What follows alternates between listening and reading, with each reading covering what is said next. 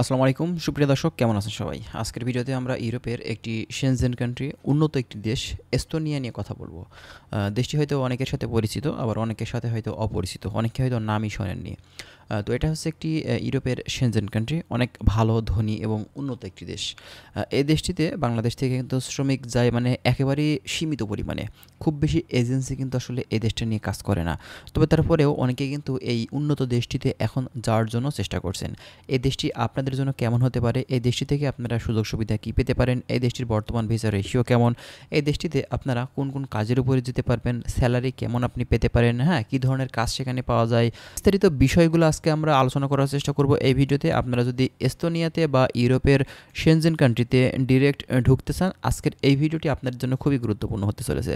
অবশ্যই ভিডিওটি আপনারা না টেনে শেষ পর্যন্ত দেখবেন, তাহলে কিন্তু অনেক কিছু গুরুত্বপূর্ণ বিষয় আপনারা এই ভিডিও থেকে জানতে পারবেন। চলুন তাহলে কথা বেশি না বাড়িয়ে আমাদের যে মূল ভিডিওটি আছে সেটা আমরা স্টার্ট করি। আচ্ছা, এস্তোনিয়া দেখুন, এটা হচ্ছে একটি সেনজেন কান্ট্রি, অনেক ভালো দেশ, অনেক উন্নত দেশ। বলবো যে এই দেশটাতে আপনারা কিন্তু যদি ভালো কোনো ভালো কোনো এজেন্সি, ভালো কোনো একটা কোম্পানি থেকে আপনার পারমিটটা ইস্যু করতে পারেন, তাহলে কিন্তু আপনি অবশ্যই এই দেশটিতে যেতে কিন্তু পারবেন। এবং এই দেশের ভিসা রেশিও কিন্তু অনেক ভালো। আমরা ভিসা রেশিও সম্পর্কেও আলোচনা করব, ঠিক আছে? তো প্রথমত আপনাদেরকে বলি যে এই দেশটিতে আপনারা যদি যেতে চান, ফার্স্ট অফ অল আপনারা সেখানে কোন কোন কাজের উপরে যেতে পারবেন। তো আমি আপনাদেরকে বলবো যে দেখুন, এই দেশটাতে কিন্তু এগ্রিকালচারের কাজের সুযোগ আছে, লাইভ স্টক সেক্টরে কিন্তু এখানে কাজের সুযোগ আছে। এছাড়া আপনার কৃষি ক্ষেত খামারেও কিন্তু কাজের এখানে সুযোগ আছে বিভিন্ন জায়গাতে, ঠিক আছে? বিভিন্ন ধরনের ফল বাগান, বিভিন্ন ধরনের শাকসবজি উৎপাদনের যে জায়গাগুলো আছে, বুঝতেই পারছেন ইউরোপের দেশ যে ধরনের কৃষিকাজ হয়ে থাকে আর কি, ঠিক আছে?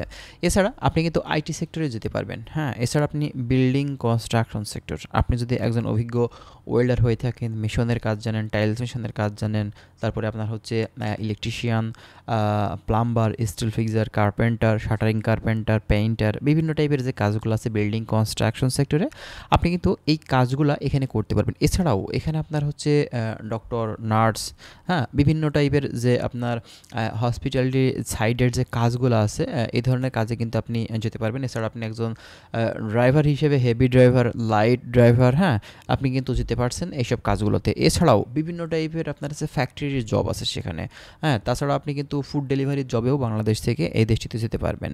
এখন কথা হচ্ছে, অনেকেই আছেন যারা লেখাপড়া করার উদ্দেশ্যে যেতে চাচ্ছেন, তো সেখানে লেখাপড়া করার উদ্দেশ্যে কি যাওয়া যায়? 100% আপনার লেখাপড়া করার উদ্দেশ্যে আপনি যেতে পারবেন, এবং লেখাপড়া করার পাশাপাশি আপনি কিন্তু সেখানে মানে এক্সট্রা যে টাইমটা থাকবে আপনার হাতে, সেই টাইমটাতে কিন্তু আপনি কাজ করতে পারবেন। তো এই টাইমটাতে কাজ করে আপনার লেখাপড়ার যে খরচটা, সেটাও কিন্তু আপনি প্রতি বছরে সেটা কিন্তু আপনি মেটাতে পারবেন। আর সেটা কিন্তু খুবই অল্প খরচে। এস্তোনিয়ার লেখাপড়ার খরচটা কিন্তু আপনার অন্যান্য দেশের থেকে কিন্তু কম, ঠিক আছে? তো এরপরে আপনি এই দেশটিতে আসলে কতদিন পর পিআর পেতে পারেন? আপনি দেখা যাচ্ছে একটা লং টাইম সেখানে থাকবেন, বা নেক্সট টাইমে সেখানে আপনি থাকতে চাচ্ছেন, হ্যাঁ, মানে নিজে সেখানে সেটেল হতে চাচ্ছেন। তো কথা হচ্ছে, আপনি যদি সেখানে 5 বছর মিনিমাম সেখানে থাকেন, তারপরে আপনি কিন্তু পিআরের জন্য আবেদন করতে পারবেন। এবং আপনি যদি সেখানে সিটিজেনশিপ নিতে চান, সেক্ষেত্রে অবশ্যই আপনাকে 10 বছর থাকতে হবে, তারপরে কিন্তু আবেদন করতে হবে, ভাষা জানতে হবে, বিভিন্ন বিষয় আছে আর কি, ঠিক আছে?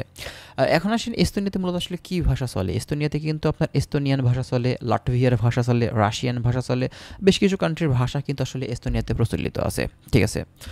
এরপরে আসেন, আপনার হচ্ছে এই দেশটিতে স্যালারি কেমন দিয়ে থাকে বিভিন্ন দেশের ওয়ার্কারদের, এটা আপনার সব কিছু নির্ভর করে তার স্কিল বা দক্ষতার উপরে। একজন সাধারণ কর্মী, হ্যাঁ, একজন সাধারণ কর্মী যে একেবারেই কাজ জানে না, ভাষা জানে না, নতুন অবস্থাতে একটা কোম্পানিতে গিয়ে কাজ করে, তারা কিন্তু একদম সর্বনিম্ন স্যালারি পায়, দেখা যায় যে 880 ইউরো, হ্যাঁ। আপনাদের এটা সরকারি রেট, এটা প্রতি বছরেই কিন্তু মানে বাড়ে, অল্প অল্প করে বাড়তে থাকে প্রতি বছরেই। তো এবছরে কিন্তু 880 ইউরো করা হয়েছে, এবং এই দেশটিতে আপনি একদম মানে যে বেসিক স্যালারিটা, সেটা কিন্তু 880 ইউরো পাবেন, যেটা বাংলাদেশি টাকাতে প্রায় 1,20,000-30,000 টাকা প্লাস, ঠিক আছে? তো যারা এস্তোনিয়াতে যেতে চাচ্ছেন, মূলত আমি বলবো যে ভাই, এখানে কিন্তু শুধুমাত্র এই 880 ইউরোই বেতন না। আপনি যদি একজন দক্ষ কর্মী, দক্ষ শ্রমিক হিসেবে এই দেশটিতে যান, সেক্ষেত্রে কিন্তু সেখানে আপনার 2,200 ইউরো পর্যন্ত কিন্তু স্যালারির মানে জায়গা আছে। সেটা আপনার অবশ্যই দক্ষ কর্মী হতে হবে। যেমনটা আপনাদেরকে বললাম, আপনি যদি একজন ডক্টর হয়ে থাকেন, নার্স হয়ে থাকেন, তারপরে আপনি যদি ড্রাইভিং জেনে থাকেন, বিল্ডিং কনস্ট্রাকশন সাইডে যে কাজগুলো আছে সেটা যদি আপনি জেনে যান, বা আপনি যদি একজন ইঞ্জিনিয়ার হয়ে থাকেন আইটি সেক্টরে, এক্সপার্ট হয়ে থাকেন, তো বুঝতে পারছেন বিভিন্ন সেক্টরের যে স্কিল ওয়ার্কার দক্ষ কর্মী আছে সেভাবে যদি আপনি বাংলাদেশ থেকে যেতে পারেন তাহলে কিন্তু আপনি এই দেশ থেকে ভাই লক্ষ লক্ষ টাকা মাসে ইনকাম করতে পারবেন, ঠিক আছে। তো এই দেশটা কিন্তু অনেক ভালো দেশ। আর দ্বিতীয় কথা হচ্ছে এই দেশটার অ্যাম্বাসি কিন্তু বাংলাদেশে নেই, এদের কনসুলার টিম আছে বাংলাদেশে। আপনি কনসুলার মাধ্যমে দিয়ে কিন্তু সব কিছু ফাইল সাবমিট করতে পারবেন, কিন্তু কথা হচ্ছে আপনার অ্যাম্বাসি ফেস করতে হবে, সেটা কিন্তু ইন্ডিয়া থেকে, ঠিক আছে, ইন্ডিয়াতে অ্যাম্বাসি ফেস করতে হবে। এটা হচ্ছে মূলত কথা। তো যাদের মাধ্যম দিয়ে যাবেন আপনার ইন্ডিয়ার ভিসাটা তারা সঠিকভাবে করে দিতে পারবে কি না সেটা কিন্তু ভালোভাবে আগে থেকে জেনে বুঝে যাবেন, তাহলে কিন্তু আর পরবর্তীতে ঝামেলা হবে না। যেহেতু এখন ইন্ডিয়ার ভিসা করতে একটু ঝামেলা হচ্ছে আমাদের, সেক্ষেত্রে কিন্তু একটু আমাদের সমস্যাতে পড়া লাগছে আর কি, ঠিক আছে। তো যাই হোক বন্ধুরা, আশা করছি আপনারা বিষয়গুলো কিন্তু ক্লিয়ার হয়েছেন। আর যদি কোনো কিছু আপনাদের জানার থাকে কাইন্ডলি আপনারা কমেন্ট করবেন, আমরা চেষ্টা করবো অবশ্যই আপনাদের বিভিন্ন ধরনের ইনফরমেশনগুলো আপনাদের মাঝে দেওয়ার। তো ভালো থাকবেন সবাই, আল্লাহ হাফেজ।